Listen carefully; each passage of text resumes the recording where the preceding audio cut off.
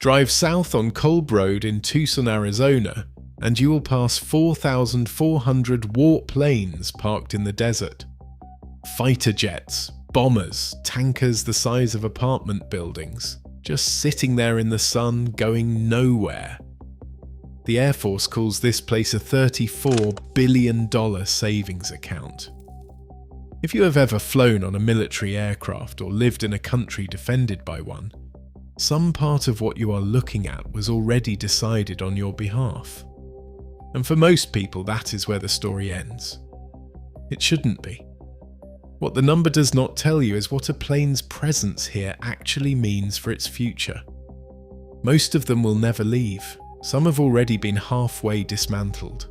A small number have come back out years later under circumstances nobody planned for, and some were taken out to the desert and cut into pieces with a 13,000-pound blade so that Soviet satellites could count the wreckage from space. The $34 billion figure does not distinguish between any of those outcomes.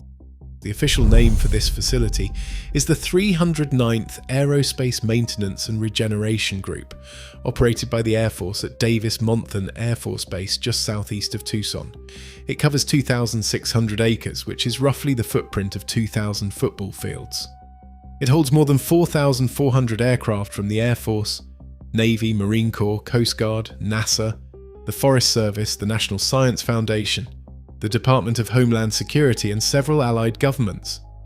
It is the largest aircraft storage facility in the world by most measures, and it is run by approximately 500 Department of Defense civil servants and 200 contractors, almost none of whom are active duty military.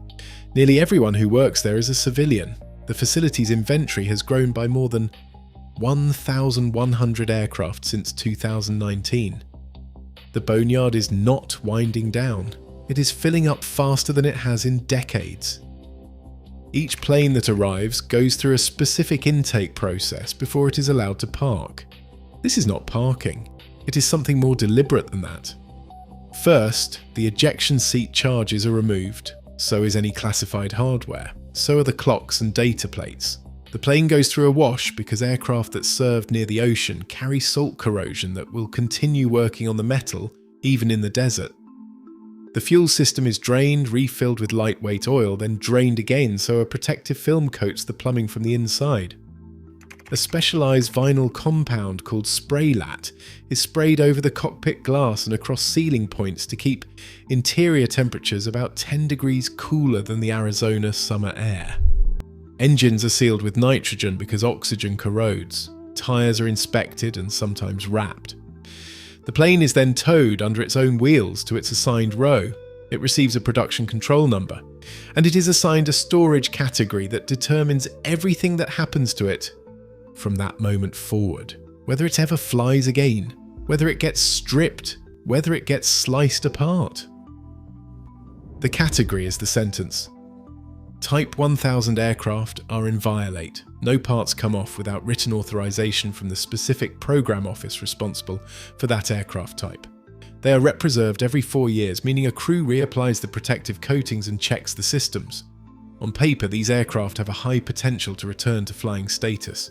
They are what the Air Force means when it says reservoir. Type 2000 aircraft have a different job. They are organ donors. Parts come off as requests arrive, and when there is nothing left worth taking, the plane moves toward the next category. A few Type 1000 aircraft have been pulled back to active service. The circumstances under which that happens and what it actually costs are not what the $34 billion number prepares you for. That story is coming. Type 3000 aircraft are in short-term holding, waiting for a foreign sale to clear congressional approval, waiting for reassignment, waiting for a decision that has not been made yet. Type 4000 aircraft are done. Every usable part has been reclaimed. They are staged for contractors who shred them and sort the resulting material by grade: aluminum, copper, exotic metals from engine components. If the salvage value covers the cost of the shredding operation, the contractor writes a check to the US Treasury. If it does not, the government absorbs the difference. The Air Force reports all 4 categories together when it says 4,400 aircraft. It does not break down publicly how many fall into each category. The $34 billion figure is the combined original acquisition price of everything on the property, regardless of current condition. A hollow Type 4000 shell and a flight ready. Type 1000 aircraft both count toward that number. This is not dishonest. It is institutional framing. And the honest question it leaves unanswered is, what actually comes back out, and why? The economics of the facility are real and worth stating directly. For every dollar the Air Force spends running Davis-Monthan, $11 comes back in reclaimed parts or scrap metal sales, according to the facility's own operational accounting. In the most recent reporting year, the Boneyard supplied approximately 10,000 parts worth $500 million to active military operations. Some of those parts are no longer manufactured anywhere. A spare component for a B-52 airframe built in 1961 exists nowhere else in any catalogue. Robert Rain, the AMRG Public Affairs Director, put it plainly in March 2025. We're not an infinite source of parts, but we're often the only source of parts. That is a specific and defensible argument. It is also the argument the institution makes about itself. There is one moment in this facility's history when the reservoir worked almost exactly as promised, but the aircraft involved was simpler than anything parked here today. In 1948, the Soviet Union closed road, rail and canal access into West Berlin. The United States needed cargo aircraft in large numbers, immediately.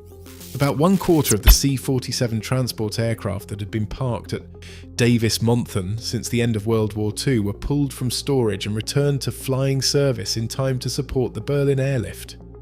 They flew. The model worked.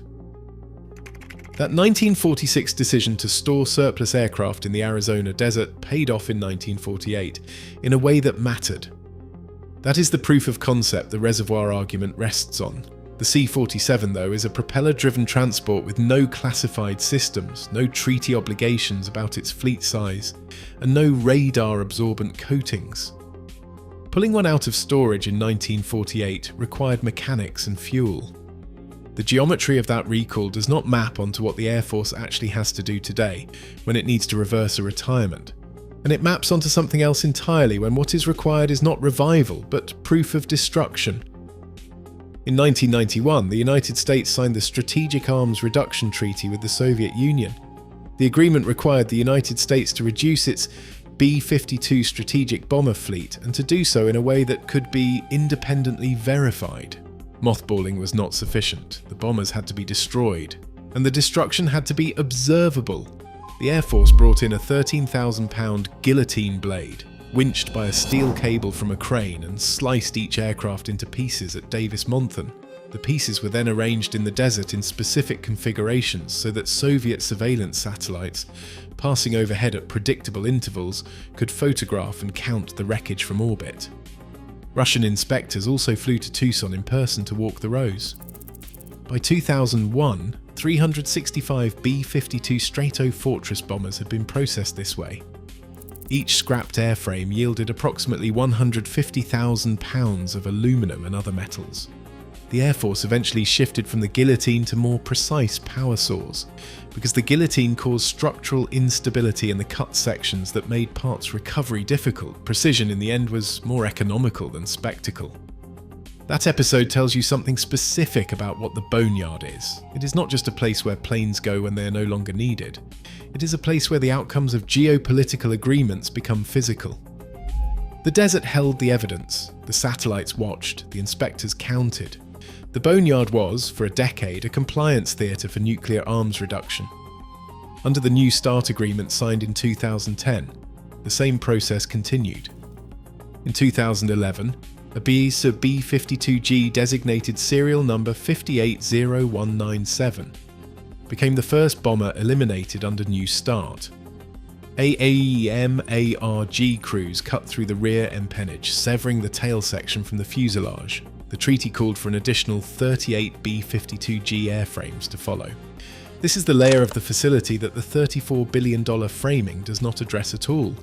And it is the same desert where 4 years later, a different B-52 came back. In 2015, a crew drove out to a B-52H designated serial number 61-1007, a plane nicknamed Ghost Rider, that had been stored at Davis-Monthan since 2008. 7 years in the Arizona desert.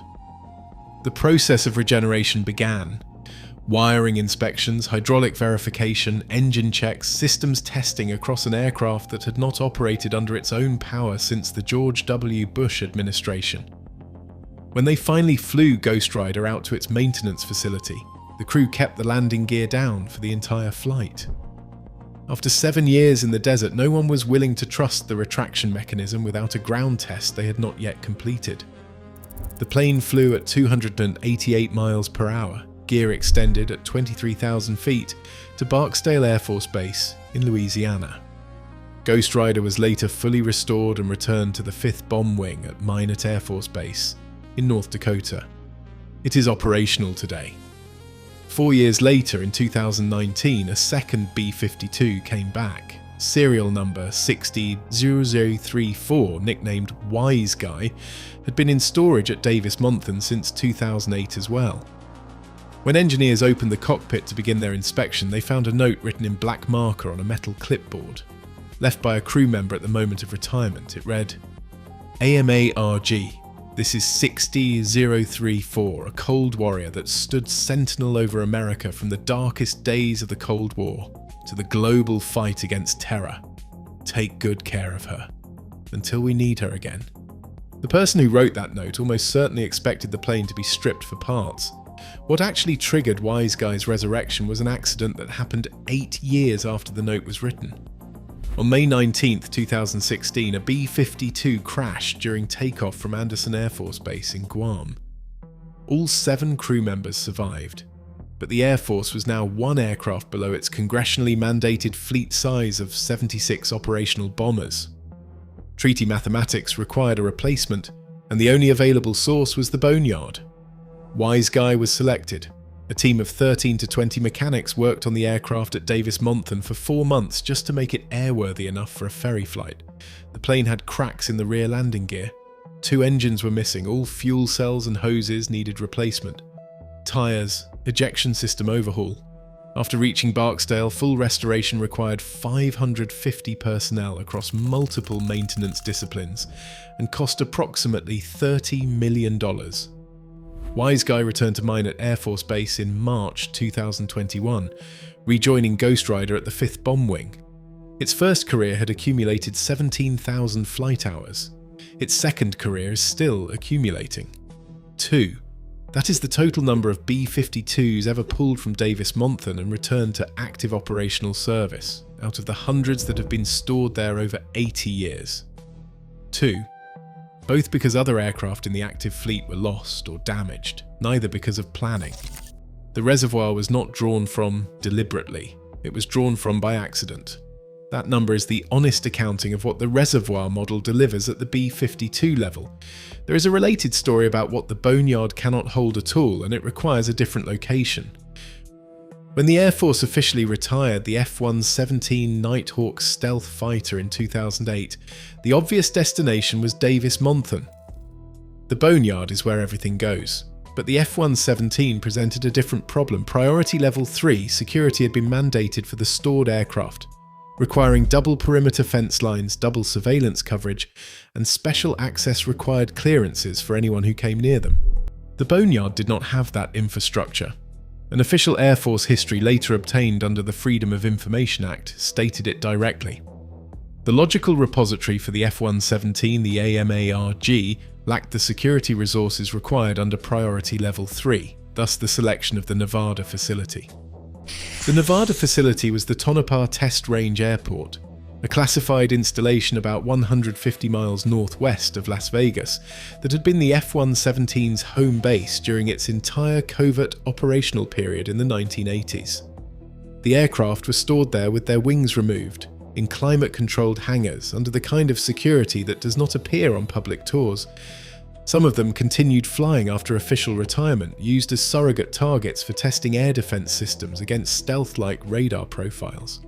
As of early 2023, around 45 shipped-to F-117 aircraft remained in inventory, with a disposal rate of approximately 2 to 3 aircraft per year. The Boneyard holds what the military is comfortable letting you see from Kolb Road. there is a classification ceiling. The plane's too secret to rot in public goes somewhere else. What that means for the $34 billion figure is that it includes only the hardware the Air Force chose to put in a place visible from a public street.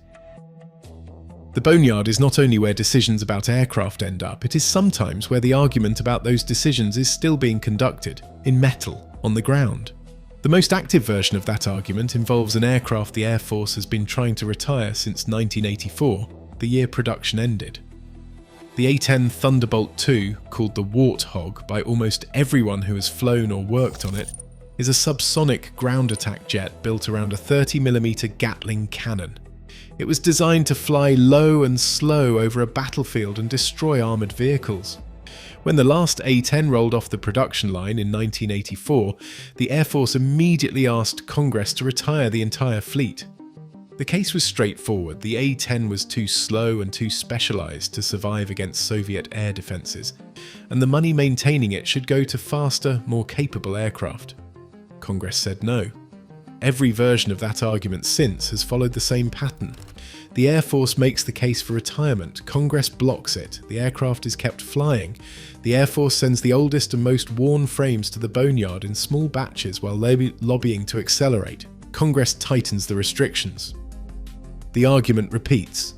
Between January and September 2024, 39 A-10C aircraft arrived at Davis-Monthan, nearly double the 17 sent in the entire previous year. As of September 2024, 50 A-10A aircraft and 107 A-10C aircraft were in storage at the Boneyard, on top of those still in active service. In December 2025, the National Defense Authorization Act blocked the Air Force's plan to retire all 162 remaining A-10 aircraft in fiscal year 2026, capping the divestment at 59 aircraft and preserving at least 103 Warthogs in primary mission status through September 2026. The rows of A-10 aircraft at Davis-Monthan are the physical form of a political argument that has lasted longer than some of the aircraft themselves have been flying. The Air Force built them, Congress protected them, the Air Force sent them to the Boneyard anyway in batches. Congress blocked the final wave. The planes sit in the desert waiting for a decision that keeps not getting made. Not every plane that goes to the Boneyard is waiting for a second life or a political resolution. Some of them are already in a third one. Since the late 1970s, retired fighter jets have been processed at Davis-Monthan for conversion into aerial target drones. F-102 Delta Daggers, F-100 Super Sabres, F-106 Delta Darts, F-4 Phantom IIs, and F-16 Fighting Falcons. The conversion involves modifying the aircraft for remote operation, typically painting them in high visibility colours and installing the control systems needed to fly them from the ground. As of the most recent accounting, 1,100 aircraft have been processed for drone conversion across the life of the programme. These planes go back into the AIR. They are then flown as live targets during missile tests and air defence training exercises, engaged by the same weapons systems and trained crews they spent their first careers defending against. Their destruction is the purpose. The Boneyard sent them back out to be shot at. This particular afterlife fits neither the reservoir framing nor the graveyard framing. It is something more specific than either. In April 2026, 7 months ago, a retired KC-135 Stratotanker was pulled from long-term storage at Davis-Monthan and flown to Tinker Air Force Base in Oklahoma City, where the Air Force's main depot maintenance complex is located. Flight tracking data confirmed 2 aircraft departing the Boneyard that day, one of them a previously retired unit. The Air Force had been short of tanker capacity following recent combat operations, and the reserve in the desert was providing a replacement. The KC-135 that left Tucson in April 2026 may return to active service. That is a retirement being reversed in real time, using a plane that was sent to the Boneyard as finished. The month before that reversal, in September 2024, the final KC-10 Extender aerial refueling tanker made its last flight to Davis-Monthan. The KC-10 fleet had entered service in 1981. The last aircraft, callsign Gucci 10, made a series of low passes over Travis Air Force Base in California before heading south to Tucson. A lieutenant general who had flown KC-10s himself flew in from Hawaii specifically to pilot that final departure. He choked up during the farewell speech. 8 of those KC-10s at Davis-Monthan are now missing one of their engines, removed during earlier maintenance work. None are in flying condition. Their boom refueling systems have been stripped for spare parts. The government listed 10 of them for public auction in early 2025. The KC-35 that left the Boneyard in April 2026 is a different generation of the same machine, making a different kind of exit. This is the shape of what the facility actually does across its history. In 1948 it was C-47s for Berlin. In the 1990s it was B-52 pieces for Soviet satellites. In 2015 and 2019 it was 2 bombers pulled back from storage because other bombers crashed. In 2024 it was the last of a tanker fleet that entered service when Ronald Reagan was president. In April 2026 it was a tanker going back out because the math required it. Each of those transactions is real, each is also specific. The Berlin airlift worked because the aircraft involved were simple. The B-52 resurrections worked because the treaty situation required the fleet to stay at 76, and because 2 specific aircraft were lost. The April 2026 KC-135 reversal worked because operational pressure created a need the active fleet could not cover.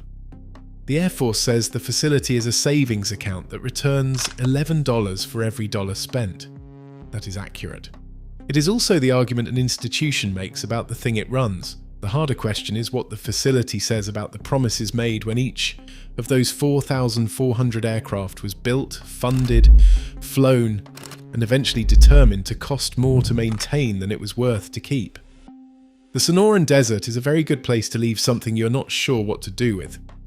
The dry air and alkaline soil do exactly what the Air Force said they would do when Davis-Monthan was chosen in 1946. 80 years later, aircraft that flew combat missions in the Vietnam War are still structurally intact in the Arizona heat. The desert preserves them against the slow work of time. The question the desert cannot answer is the one about intention. The note in Wise Guy's cockpit said, "Take good care of her until we need her again." That note was written in 2008 and answered in 2016 by a crash on Guam. No one planned for. Most notes like it do not get answered that way.